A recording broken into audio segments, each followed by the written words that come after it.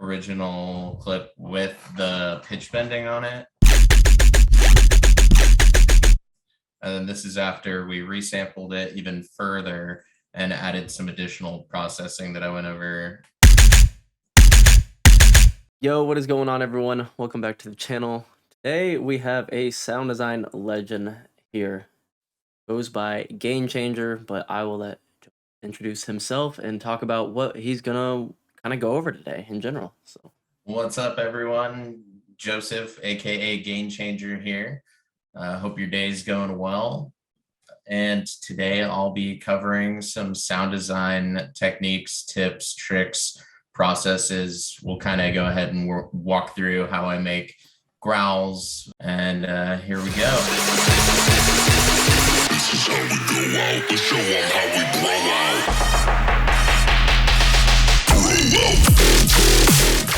I use a lot of the old school OG massive wavetables. Got a bunch of different wavetables right here.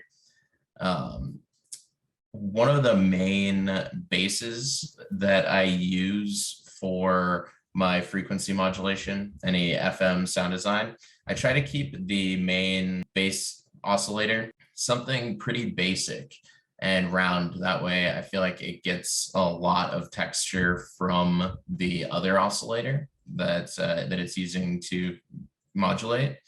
And so oftentimes, pretty much 99% of my sound design, especially for basses, start with the smooth square. and you're talking, you want to keep it simple because you're going to be like FMing, and that way it's not noise going into noise, or Yeah, I just find it leaves a lot of the low end character when you have more of a kind of simple sine shape, and it acts more as a canvas for the other oscillator versus doing too much of the work by itself. We'll go ahead and find a classic for this first growl. Of course, Modern Talking, everyone's old favorite.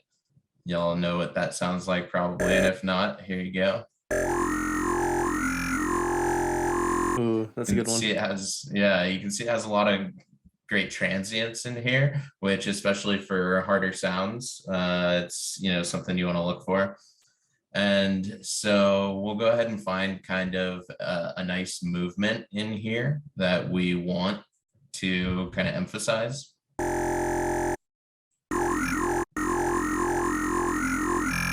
That reminds me of like the Destroyed thing. Yeah.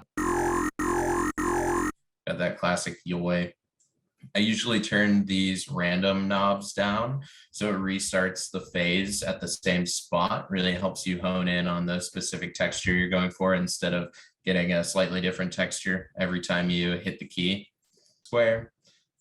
Hit this to the FM.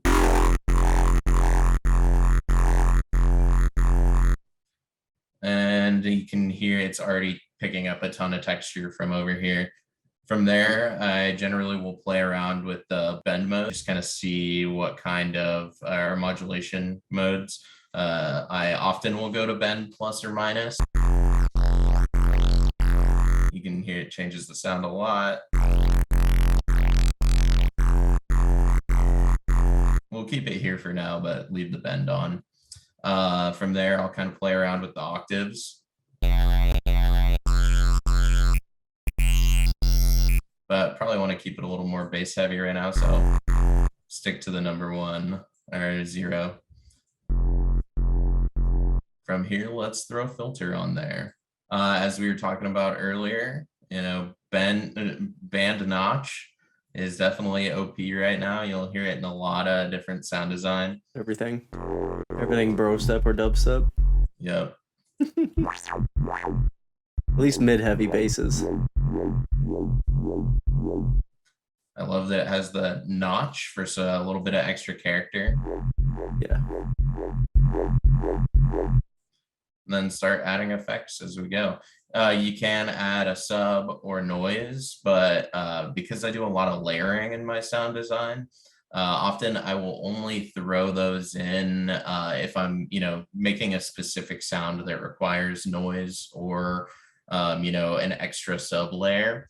Sometimes, especially after a bunch of post-processing, it can really add some character to just add or remove one of these. So sometimes it'll be kind of an afterthought. Hyperdimension, I usually, I'll use this a lot for my super wide sounds and Reese's, but for growls, I kind of just add a little bit just for texture and a little bit of dimension. I've found if you turn the size all the way down, it makes it a little less messy. Otherwise, you can kind of hear that delay audibly. Yeah. And also, like, keeping the size down for anyone, it's also going to help with, like, your mono compatibility with dimension. Yeah, definitely. You don't want phasing issues from sound design. So for distortion, honestly, for the internal serum distortion, I have a pretty much go-to setting, which is usually just leave it on the default to crank the drive somewhere around here. And then lower the mix because I don't want it to get too gritty too fast inside of Serum. But it adds a nice little boost in volume. Phaser, I always turn the rate down so I can really isolate a specific texture with the phaser. I'll usually turn the depth down to where it's, right about horizontal, the little line. And then from there, usually this left side of the halfway point is most of my sound design because it really gets those meaty mid-low sections going, but you got to be careful about the feedback and the phase. I'll generally turn the stereo phase down to keep it a little more mono currently, and usually turn the feedback down around here because it will get really messy around here. And pretty much what this is doing is creating like a phaser notch, but since he has the rate turned down, it's just pretty much acting like one of those vocal EQs would do. It's just creating these notches that are creating this really cool like tonal when you move the frequency. So I really like this area right around here.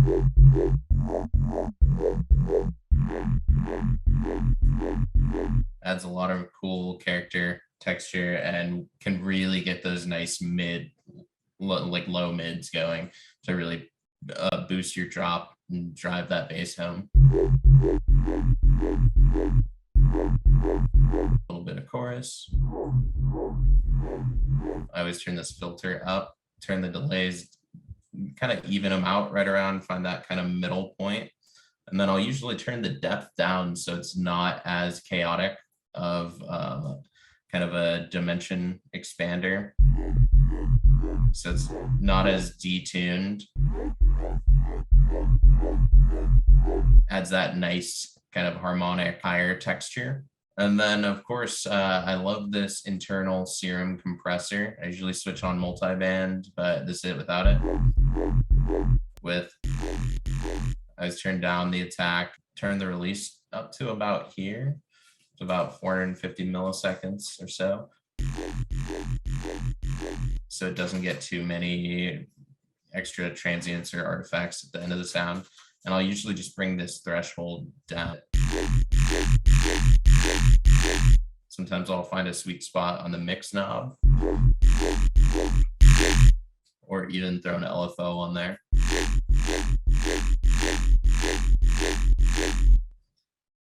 From there, let's check out some filters that are really fun. Are the combs, the flanges, the phasers to really lock in that final texture. So love comb and flange for anything kind of dipping into that rhythm territory.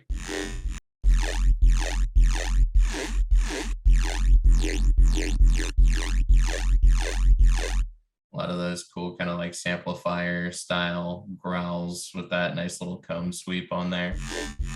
I do love me some flange though.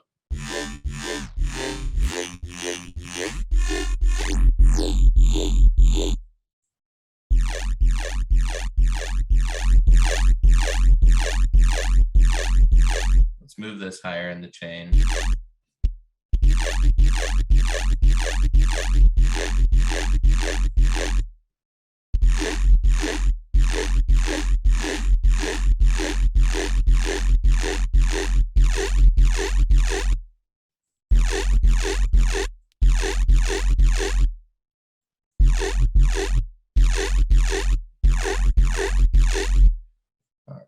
Now, of course, from there, one of the things I'll often do to my growls is start post-processing.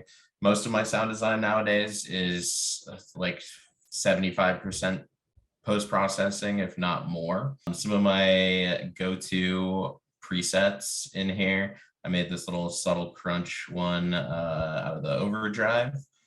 Feel free to turn that into your own preset. We've got the wide noise erosion going as well. And then gotta love the amp. The amp is in everything nowadays. I usually have it lower on the dry wet because it's already going to be pretty damn effective at boosting the sound and tearing it to shreds. I like the rock setting for a lot of meat. Let's stick with blues for now. See how an OTT sounds on here. I almost always will turn the output down slightly on the OTT, and then I'll usually boost the output till it's at a moderate level. For sounds, you hear all those artifacts at the end. Oftentimes, I will turn the time all the way to 1000% to kind of eliminate those. Something you have to be careful about doing this is that sometimes it will make it to where the first hit in a chain of hits of the same sound will sound slightly weaker, or at least in terms of highs, because it hasn't allowed the compressor to fully engage yet because you've turned the time to 1000%.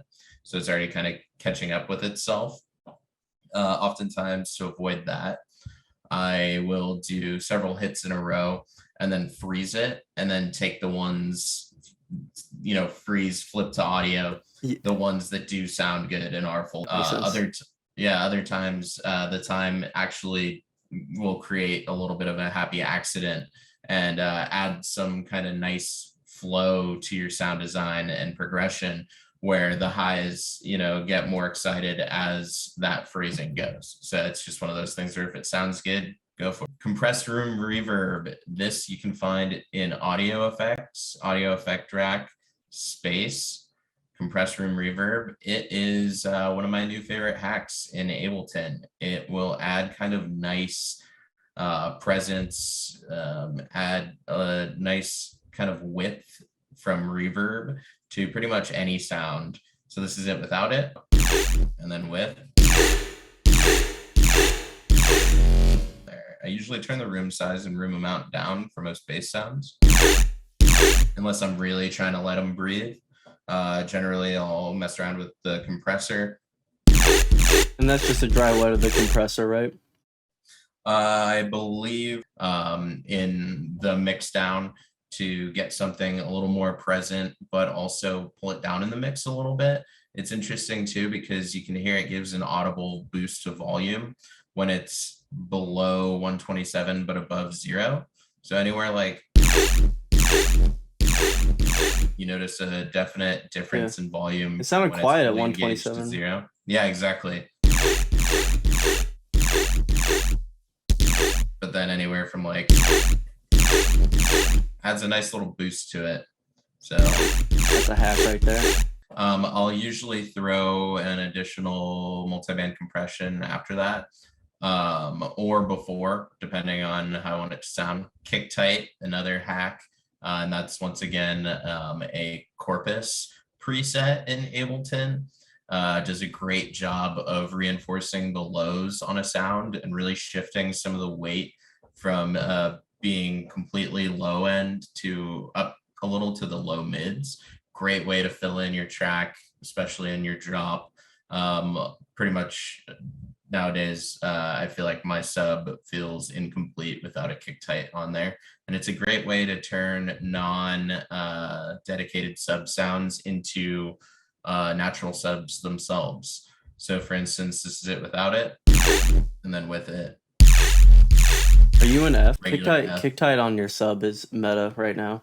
Definitely pay attention to the root note tuning, but I have found that it gives some interesting textures and a little bit of sub movement if you have it tuned to a different note than you're playing. Got that nice, cool lasery texture.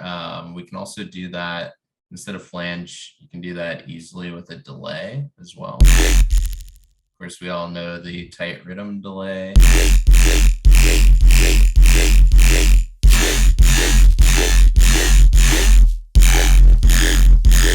Something cool you can do is also put an LFO on this delay to get a bit of a tonal sweep out of it.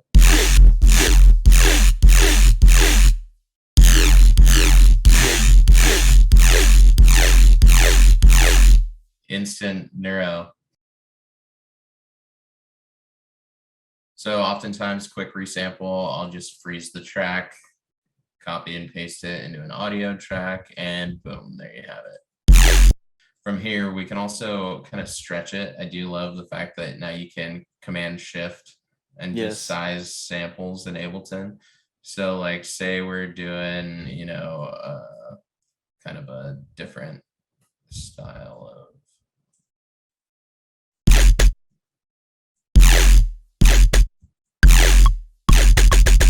easy way to keep your sound textures cohesive throughout your song is to just resample one bass patch, see how much you can get out of it before you go on to a different texture. But then again, you know, it's also up to you, you know, how much variation you want between sounds. But oftentimes, especially because I'll have multiple layers going, keeping that main kind of mono bass sound of a similar texture will lend itself to a much more cohesive drop, in my opinion. Okay, Excision.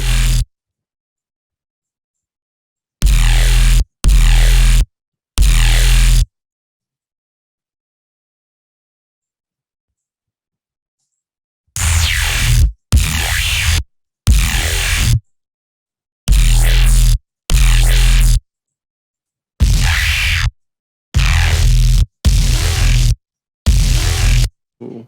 Some interesting textures in there.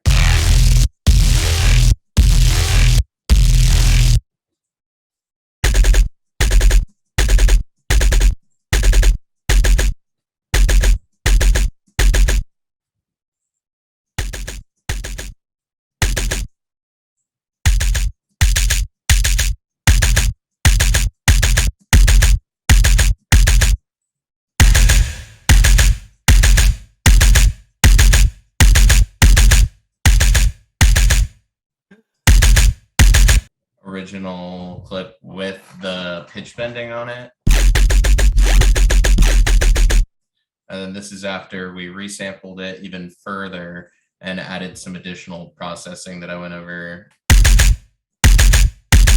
Nice, some nice tear out machine guns. We might have to use those. Yeah. In You'll hear these sounds later. Yeah. Let's see. From here, we can even go further. Gotta love the phaser.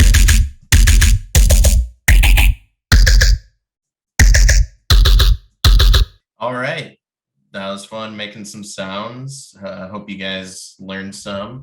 Let me know if you have any additional questions. Feel free to slide in the DMs. And I also offer lessons on not only sound design, but also mix and master and pretty much all of the above. Yeah, definitely. If you're looking for another mentor out there, Joseph is a great mentor. I've talked with many of your students, and they all love him. He's very good at explaining things. All of his social links will be down below as well for you guys to get in contact with him. And yeah, I think that's it for this video. It's been a blast. Keep an eye out for our new tune. Our collab should be wrapped up sometime in the near future, but it's definitely going to be a stomper. Anyways, we'll catch you all in the next video. Deuces.